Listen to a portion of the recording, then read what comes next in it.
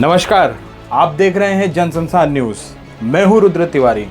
आज की हमारी स्पेशल रिपोर्ट में हम बात करने जा रहे हैं कि कैसे मुख्यमंत्री के सपनों के शहर उज्जैन में सिस्टम का तांडव हो रहा है। भैया जब पहले आते थे तब तो इतनी परेशानी नहीं होती थी। सबसे बड़ी परेशानी हुई कि उन लोगों ने चप्पल जूतों का कोई हम लोगों को इंतजाम नहीं दिया। 5 किलोमीटर दूर होना चाहिए स्टेशन, यहाँ से 200 रुपये दे दो, मतलब जो मर्जी में आए वो रेट होगा यहाँ पर। बाकी पार्किंग में कोई व्यवस्था नहीं है, ना पानी की सुविधा ना लाइट की सुविधा है। उज्जैन में महाकाल के दरबार से आई ये खबरें प्रशासन के दावों पर करारा तमाचा है।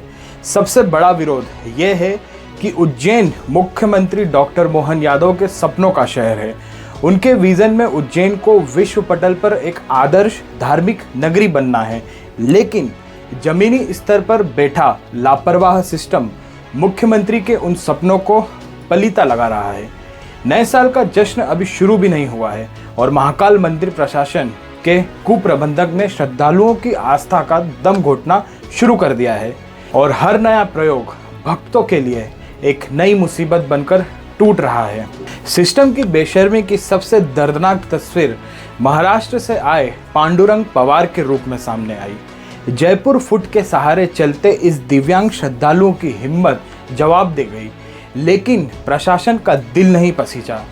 घंटों भटकने, गिड़गिड़ाने और हर गेट पर अपनी लाचारी दिखाने के बाद भी उसे मदद का एक हाथ नहीं मिला। धक्के खाकर पसीने में तरबतर भक्त बिना दर्शन के ही वापस लौट गया। ऐसी तकलीफ आती है कि हम पुणे से 30-35 लोग आए हैं। अगर एक आदमी गुम हो गया तो 5-6 घंटा लगता है उसको ढूंढने के लिए। ढूंढने के बाद भी नहीं मिलता है, दर्शन होने के बाद भी समाधान नहीं मिलता है। मैं अभी अपने एंट्री गेट तक गया था, मेरी पर्ची मैंने दिखाई, मैं अपाहिज हूँ 75%। ये मेरा जयपुर फुट है, पैर तो उन्हें नहीं दिखा सकता था, लेकिन वो कागजात पढ़ सकते थे। आईडी प्रूफ इसलिए दिया कि छोड़ देंगे। मैं ये नहीं बोल रहा हूँ कि मुझे देखने के बाद मंदिर में छोड़ो, कुछ ना कुछ व्यवस्था करो। और बाहर पड़ने के बाद फिर उतना ही 2-3 किलोमीटर चलना पड़ता है। अगर मैं अंदर दर्शन के लिए जाता तो मैं जिंदगी बाहर नहीं आता था। तो पुल मैं कर ही नहीं सकता हूँ, 4 घंटे लगे। मैं पुल के ऊपर से उधर जाऊंगा, वो बोले एक गेट बंद है, एक गेट से जाओ। पर्ची दिखाई, बोले 4 गेट से, अभी वीआईपी का है, छुट्टी के दिन है, पूरा बंद हो गया है, पास तुम्हारा वीआईपी नहीं चलेगा। तो मैं वापस आ गया। मेरे दिल में है तो है, आ गया, उसके नगरी में बस हो गया। एक समाधान मार के जा रहा हूँ, लेकिन हाथ जोड़ के मेरी विनती थी। मैं धन्यवाद करता हूँ इस चैनल का, ताकि ये मुझे मिले, ताकि मेरे दिल में जो बात थी वो मुझे बताना जरूरी था। किसको बताऊं मैं? मेरे दिल की जो कहानी है, मेरे दिल की है, हर एक लोग की है। एक बार आपके पास ड्रोन है, सब कुछ है, जो आप जितने भी यंत्रणा शुरू की है वो पूर्ण फेल है। उसके ऊपर से एक बार देखो कि लोगों को कितनी तकलीफ होती है। आपको लगता है हमने कैरिडोर बनाया है, कैरिडोर बना के लोग सिर्फ कैरी होते हैं, कैरी यानी सिर्फ भीड़ में चलते हैं, मंदिर में कोई जाता नहीं। लूटमात कुछ नहीं होती है, मंदिर में भी कुछ लूटमात नहीं होती है। वो ठीक है, हो अंदर जाने के बाद पता चलता है। एक मोबाइल भी वैसा होता है, मोबाइल बाहर रखने के बाद मोबाइल निकालने के लिए 1.5-2 घंटा लगता है। इधर मोबाइल नहीं लेते, ये अच्छा है। 84 से पहले थे मुख्यमंत्री, अभी यादव जी है ना। तो मेरे पूरे इंडिया का सब ख्याल रखते हुए आपका एक अंश समझ के, भारतीय नागरिक समझ के उसके ऊपर को ये कर दे। मैं खुशी से यहाँ जाऊँगा देखने। जब कहीं आदमी यहाँ आएगा, मुझे बोलेगा, फिर मैं महाकाल के दर्शन आऊँगा ना, मैं खुद काल बन जाऊँगा।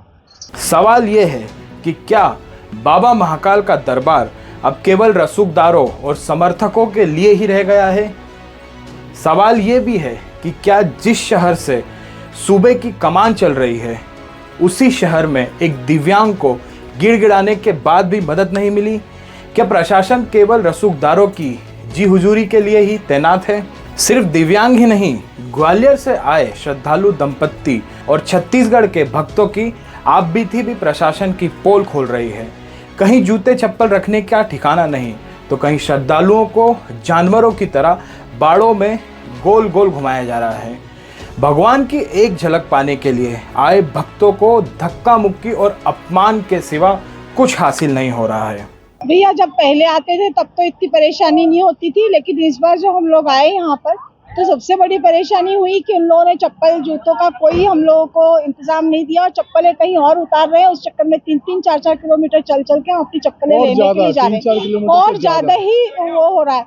अंदर भी जाने के बाद बहुत ज्यादा तरीके से सिर्फ गोल गोल घुमाया जा रहा है और अंदर जाने के बाद भी सबसे पीछे की लाइन में दर्शन कर रहे हैं। और पुलिस वालों ने जो धक्का दिया तो हम लोग वहाँ 2 मिनट नहीं खड़े हो पाए क्योंकि इतना गोल घूम के गए। वहाँ जाने के बाद 1 मिनट उन्होंने खड़े भी नहीं होने दिया।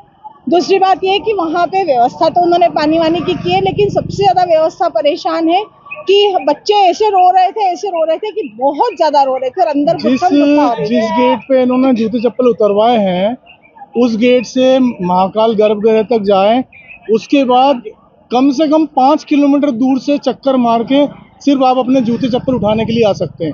उसमें भी कोई गारंटी नहीं है आपका जूता चप्पल जगह पे मिल जाए।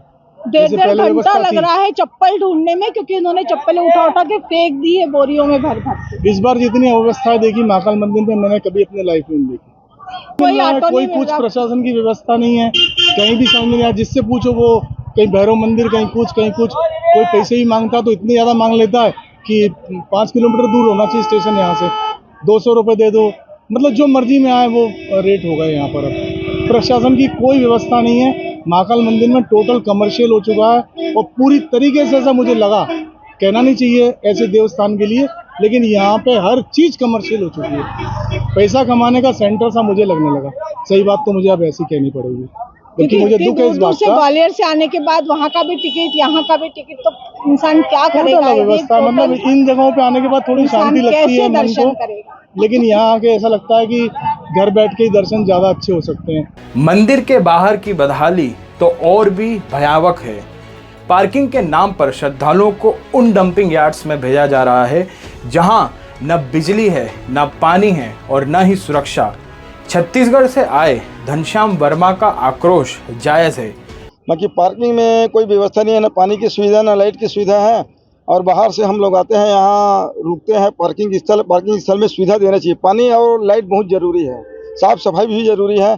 यहाँ उपद्रवी तत्व के लोग भी रहते हैं जिससे यात्रियों को बहुत परेशानी का सामना करना पड़ता है। मुख्यमंत्री डॉक्टर मोहन यादव के सपनों के उज्जैन में भक्त बेबस क्यों हैं? क्या आस्था के नाम पर अव्यवस्था ही श्रद्धालुओं की नियति बन गई है, या फिर दिव्यांग, बुजुर्ग और आम भक्त यूं ही बिना दर्शन लौटते रहेंगे? महाकाल के दरबार में श्रद्धालु झुके हुए हैं, लेकिन सिस्टम कब झुकेगा? क्या प्रशासन की कुंभकर्णी नींद तब खुलेगी जब कोई बड़ा हादसा होगा? जवाब देना होगा, क्योंकि ये करोड़ों हिंदुओं की आस्था के साथ क्रूर खिलवाड़ है।